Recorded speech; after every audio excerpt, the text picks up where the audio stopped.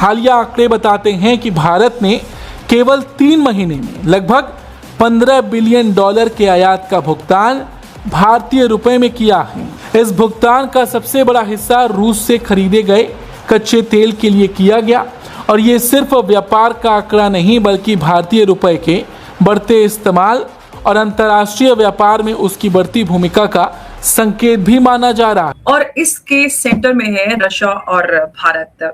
और यहाँ पर जो एक्सपेरिमेंट है वो इंडिया रशिया ने जो किया है वो ये है कि रूपी रूबल एक्सचेंज रेट को महीने में एक बार फिक्स करने की बात हो रही है। और सवाल सिंपल ये है कि क्या ये सिर्फ एक ट्रेड को इजी बनाने की कोशिश है या फिर ये कहें कि जो वेस्टर्न फाइनेंशियल ऑर्डर है उसको पूरी तरह से बाईपास करने की तैयारी है। कोई मेजर अनाउंसमेंट इन डिफेंस नहीं हुई कि जिसमें रशिया के प्रेसिडेंट जो हैं वो है, लेकिन इंडिया का जो make in India defence plans है ना वो शायद उसकी बात हुई है। अगर किसी को यह गलतफहमी थी कि भारत चीन और रूस की तरफ से पलटवार नहीं होगा तो ये बहुत बड़ी गलतफहमी थी। दोस्तों, ट्रंप ने जो चालें चलनी थी ट्रंप ने चल दी और हर एक चाल की एक मियाद होती है, हर एक धमकी की एक मियाद होती है। आप एक लेवल तक किसी को धमका सकते हैं, आप एक लेवल तक किसी को धक्का दे सकते हैं। बात करेंगे पुतिन की और जो कि रशियन प्रेसिडेंट है उन्होंने दी इंडिया के जो प्राइम मिनिस्टर है मोदी उनकी तारीफ की है, इंडिया की तारीफ की है और उन्होंने कहा है कि इंडिया जो है वो एक रिलायबल पार्टनर के तौर पे वो देखते हैं, बल्कि वेरी रिलायबल पार्टनर के तौर पे वो इंडिया को देखते हैं। आमतौर पर अंतर्राष्ट्रीय व्यापार डॉलर में होता है, यानी अगर भारत किसी देश से तेल खरीदता है तो भुगतान अमेरिकी डॉलर में किया जाता है। लेकिन रूस पर लगे प्रतिबंधों के बाद दोनों देशों ने स्थानीय मुद्रा में व्यापार का रास्ता अपनाया। दोनों देशों ने स्थानीय मुद्रा को बढ़ावा दिया और इसका मतलब ये हुआ कि भारतीय कंपनियों ने डॉलर खरीदने के बजाय सीधे रुपए में भुगतान किया। रूपी रूबल रेट की जो बात हो रही है क्योंकि डॉलर का जो रास्ता है वो बंद होता जाता हुआ नजर आ रहा है, तो क्या इंडिया जो है वॉलंटियरली जो है वो डी डॉलराइजेशन कर रहा है या फिर ये कहें कि सैंक्शंस के बीच ऑप्शंस कम पड़ रहे हैं इसलिए ये रास्ता इख्तियार किया? जय साथियों, जब अमेरिका और यूरोप ने रशिया पर प्रतिबंध लगाना शुरू कर दिया और दुनिया को ये कहने लग गए कि अब रशिया के साथ कोई डील नहीं करेगा, तो साथियों रशिया के पास डॉलर कहाँ से आएगा? क्योंकि रशिया किसी देश से कुछ खरीदेगा तो उसको डॉलर में भुगतान कैसे करेगा? तो साथियों भारत इनका सबसे बड़ा दोस्त बनकर उस समय सामने आ रहा था। भारत रशिया के साथ जो है ट्रेड करने लगा और इसी बहाने भारत के सहारे उनको डॉलर मिलने लगा। और भारत और रशिया साथियों इनमें ट्रेड संतुलन अगर बन गया तो जाहिर सी बात है कि अपना जो लोकल करेंसी है रुपया और रुपये इनमें डील अगर करें तो जाहिर सी बात है साथियों डॉलर को बाईपास किया जा सकता है।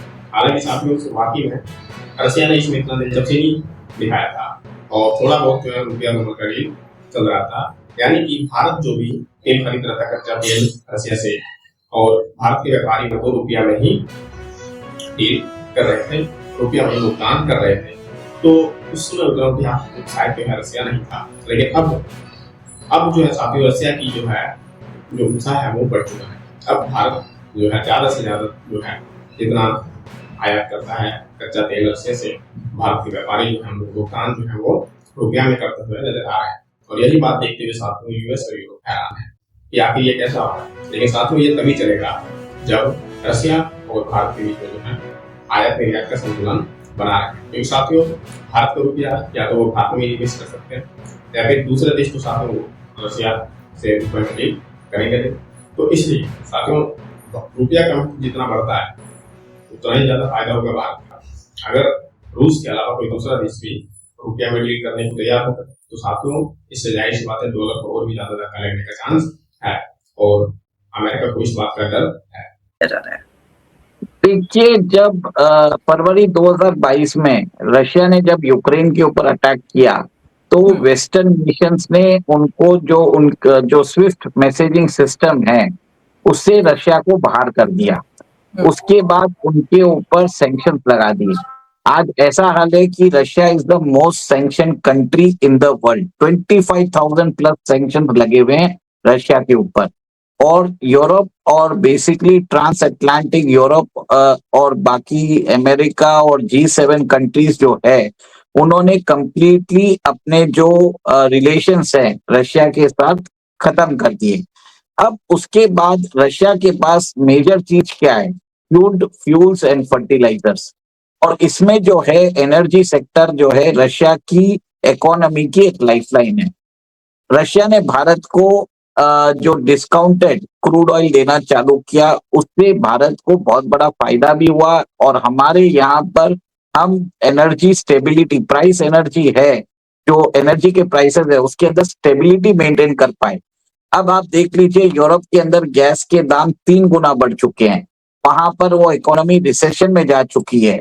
अमेरिका क्या कर रहा है? जो नॉर्थ स्ट्रीम गैस पाइपलाइन थी जो रशिया और यूरोप को कनेक्ट करता था, उसको उसने ब्लास्ट करवा दिया। आज वही अमेरिका 3 गुना प्राइस में गैस बेच रहा है यूरोप को।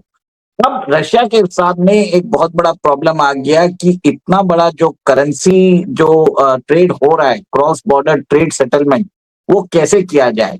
और आज की डेट में भारत और रशिया के बीच में $70 बिलियन तक का ट्रेड है, जिसमें भारत एक्सपोर्ट करता है $5 बिलियन और इंपोर्ट करता है लगभग $65 बिलियन, जिसके कारण $60 बिलियन का जो रशिया का जो पैसा है वो भारत के वॉस्ट्रो अकाउंट्स में एक तरह से जमा है।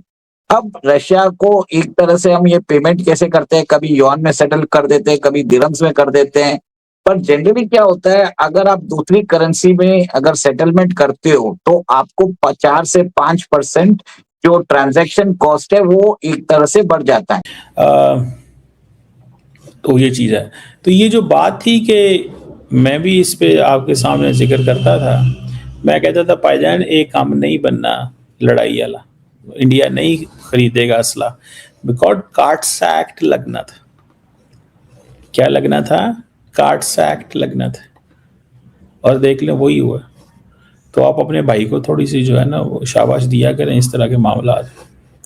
तो ये एक चीज़ जो है दैट इज़ देयर, जो मुझे जिसकी समझ आई और जिसको मैंने थोड़ा सा वो स्टडी किया कि ये है क्या बेसिकली। तो ये एक चीज़ है। सो जॉइंट स्टेटमेंट जो है ऑन टेररिज्म वो डिस्कस हुई है। जॉइंट स्टेटमेंट ऑन और cross border movement and foreign terrorist fighters उसके हवाले से, और उन्होंने कहा जी इंटरनेशनल फाइट एंड टेररिज्म, और अफगानिस्तान के ऊपर भी बाय द वे उन्होंने एक प्रॉपर पूरी डिस्कशन की है इसके ऊपर। और वो मैं आपको बताता हूँ कि ये किस तरह अफगानिस्तान के ऊपर जो बात की है वो भी बहुत ज़बरदस्त इंटरेस्टिंग बात है। वो दैट सपोर्ट्स, मैं आपको पता है रशियंस जो है ना, they are more concerned about Islamic State and ISKP Islamic State and al-Qaeda, because they believe कि हमें थ्रेट वहाँ से है, है। और तो दैट इज़ समथिंग इंटरेस्टिंग। मैं बड़ा मुतासर हुआ इस स्टेटमेंट से कि क्या इंडिया जो है वो रशिया को कन्विंस नहीं कर सका या कर सका या क्या हुआ। ये एक अलग ये भी स्टोरी है।